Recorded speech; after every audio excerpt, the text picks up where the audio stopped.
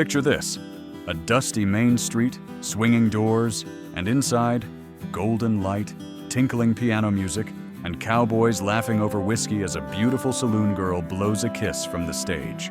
That's the saloon Hollywood sold you. Now burn it. Because the real saloons of the Old West, they weren't charming, they weren't romantic, and they definitely weren't safe. They were rough, filthy, reeking with sweat, smoke, and something unidentifiable growing in the corner. The piano was usually out of tune, or used as cover during a gunfight. The whiskey could blind you. And the saloon girls? Let's just say their job descriptions were longer, darker, and not something the movies like to talk about. Hollywood gave us a myth, but history gave us something else entirely. At Beyond the Wild West, we're not here to glamorize. We're here to dig into the dirt, scrape off the paint, and show you what the saloon really was. A dangerous, chaotic mess that helped define the frontier, not with music and flirtation, but with blood, sweat, disease, and survival.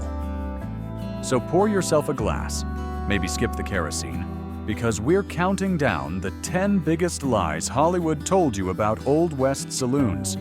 Busted, one myth at a time. Ready? Let's kick open the doors. Top 1. Saloon girls were not prostitutes. Well, not always. They danced, they poured drinks, they ran the place. And no, they didn't all work upstairs. Hollywood loves to paint saloon girls with one brush: corsets, red lipstick, and a side hustle that leads straight to the brothel.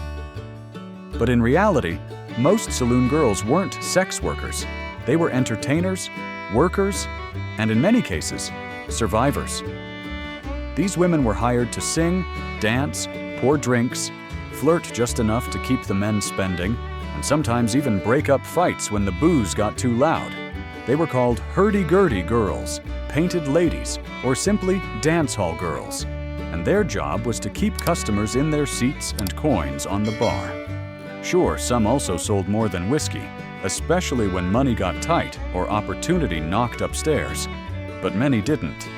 In fact, a lot of them had strict rules with the saloon owners. No touching, no funny business. Just smiles, conversation, and keeping the drinks flowing. And here's the twist. Some saloon girls earned more than the cowboys. Their charm was their paycheck. Their beauty? A weapon in a world where women had few. So the next time a movie implies every saloon girl was also on the menu. Remember, many of them were just doing a job, and doing it better than most men could. Top 2. The polished bar. Was sticky, bloody, and built to be stabbed. That shiny wooden bar in the movies? In real life, it was more weapon than furniture. When you think of an Old West saloon, the image is almost automatic. A long, gleaming wooden bar, polished to a mirror shine, with glassware lined like soldiers, and a bartender wiping down the counter with a fresh white cloth. Well, toss that fantasy out with the spittoon. Real saloon bars were sticky, splintered, and very often covered in blood. The bar wasn't a place to lean and sip thoughtfully. It was a battlefield. Fights broke out over cards, women, spilled drinks, or simply breathing wrong. People got slammed into bars, thrown over them, shot across them. So saloon owners began reinforcing the design. Thicker wood, rounded edges, metal footrails not for comfort, but for quick ducking or bracing during a brawl. Blood was mopped up with old rags. Drinks were served in cracked glasses.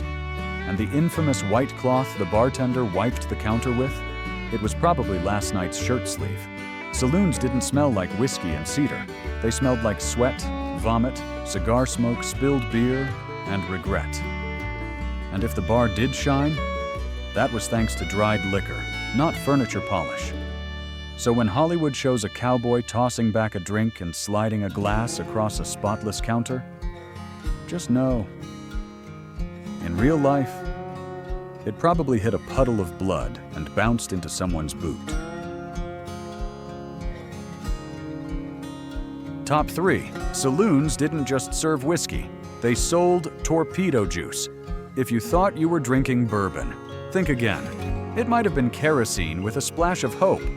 Hollywood loves showing cowboys throwing back shots of whiskey like it's the fuel of frontier toughness. But the truth? Most saloon drinks in the Old West weren't aged, imported, or even safe.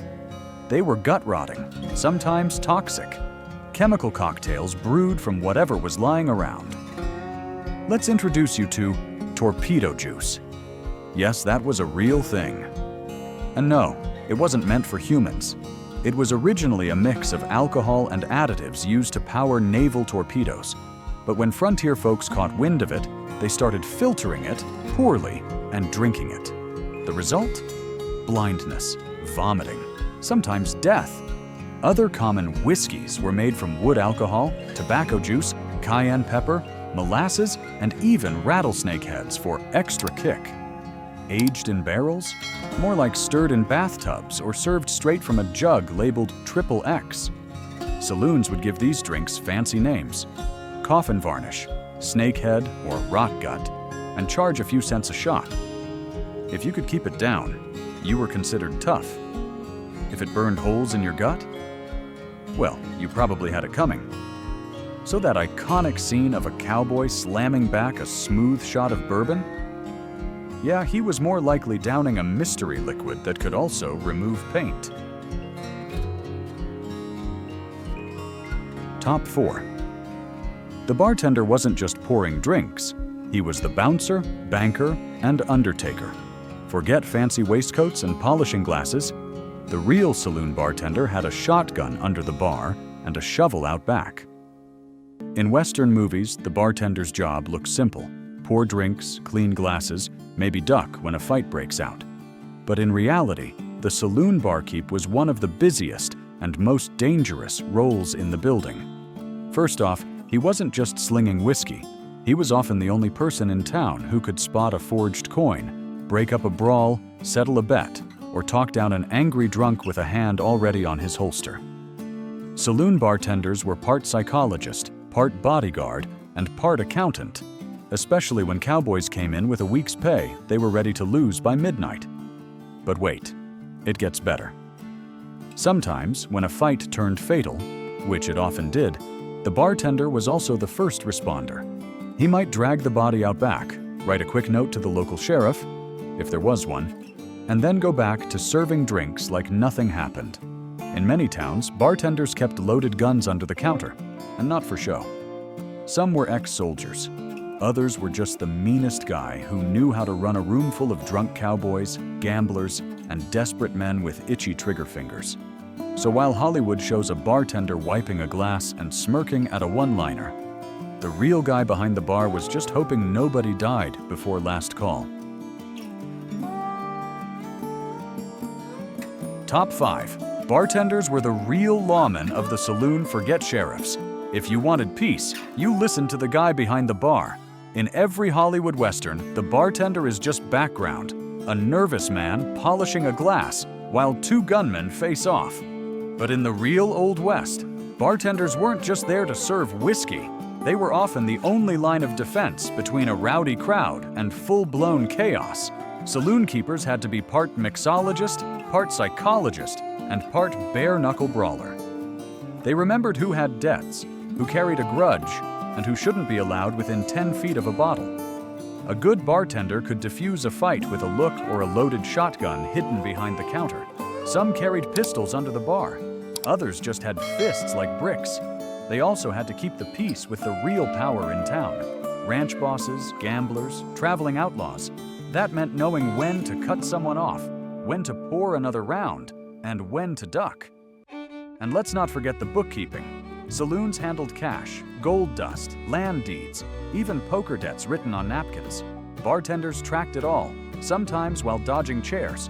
So while the sheriff was off chasing cattle rustlers, the bartender was managing 50 drunk men, 5 dancers, and one guy who just lost everything at cards. And somehow, he still got your drink right. Top 6. Everyone was drunk. All the time, except they weren't. The movies say the West was soaked in whiskey. Reality, a lot more sober and complicated. In every Western, someone's always pouring a drink, slamming a shot, or being thrown out of a saloon for having one too many. It paints the Old West as a non-stop, whiskey-fueled circus. But here's the truth. Not everyone was drunk. In fact, a surprising number of people avoided alcohol altogether, and some towns banned it entirely. Yes, alcohol was a huge part of frontier life. Saloons outnumbered churches in some towns. Whiskey was cheap, strong, and available. But most working-class folks, cowboys, ranch hands, blacksmiths, couldn't afford to drink every night. Booze cost money, and when your wages barely covered beans and boots, drinking too much meant going hungry. And then there were the temperance towns. Thanks to religious groups and strong-willed settlers, many of them women, dozens of frontier communities outlawed alcohol altogether. In Kansas, parts of Texas, even California, you could get arrested just for selling a bottle. Even saloon owners got smart. They watered down the whiskey, stretched the beer, and sold tonics that barely had any alcohol at all, because keeping customers tipsy was good for business. Getting them blackout drunk, that just wrecked the furniture. So yes, there was booze. But not everyone was downing it like John Wayne on payday. Hollywood cranked up the party. Reality? More like 2 shots and an early bedtime. Top 7. Those iconic swinging doors? Mostly for show. They look great on screen, but in real life, they were basically the worst invention ever. When you think Old West Saloon, you probably picture those half-height swinging batwing doors. You know, the kind a cowboy struts through before a gunfight, hat low, spurs clinking. But those doors? Not nearly as common or practical as Hollywood wants you to believe.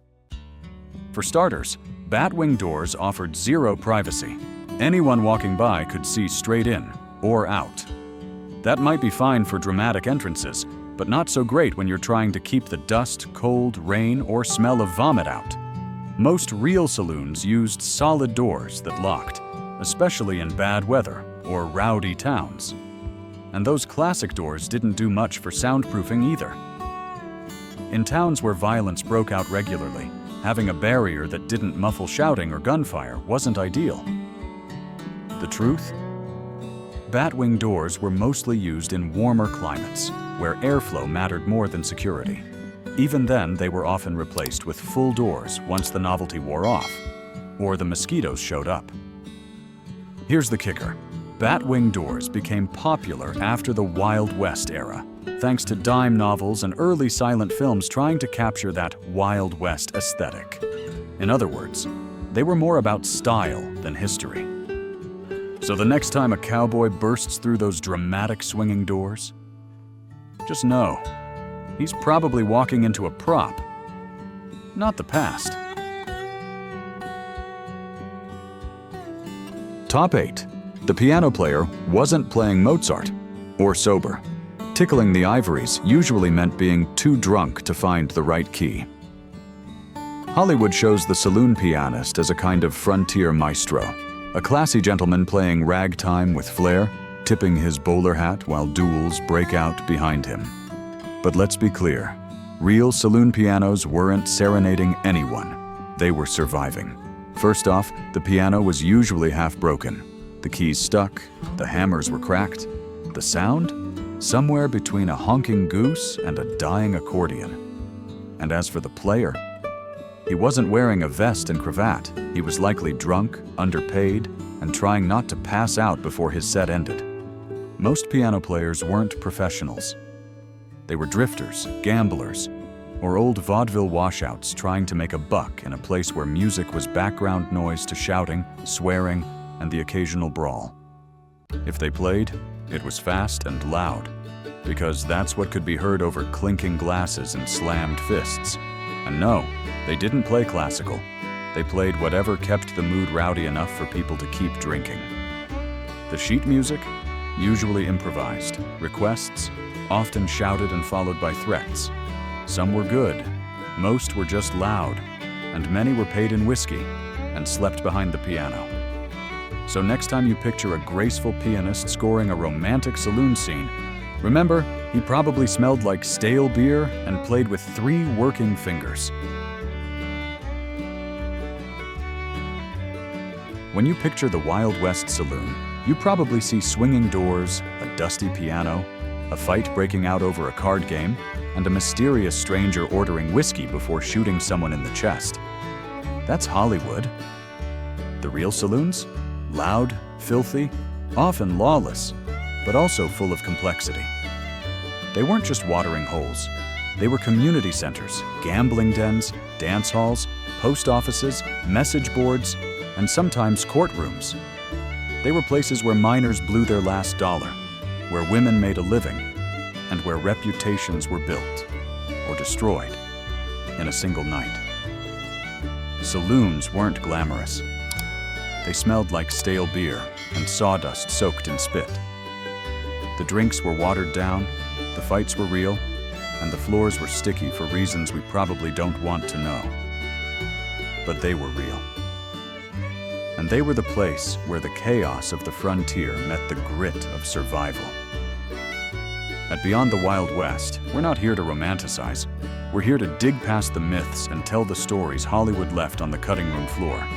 So if you're ready for more unfiltered truth, subscribe, ring the bell, and saddle up. Because the real West was wilder and way weirder than you've ever been told. Cowboy.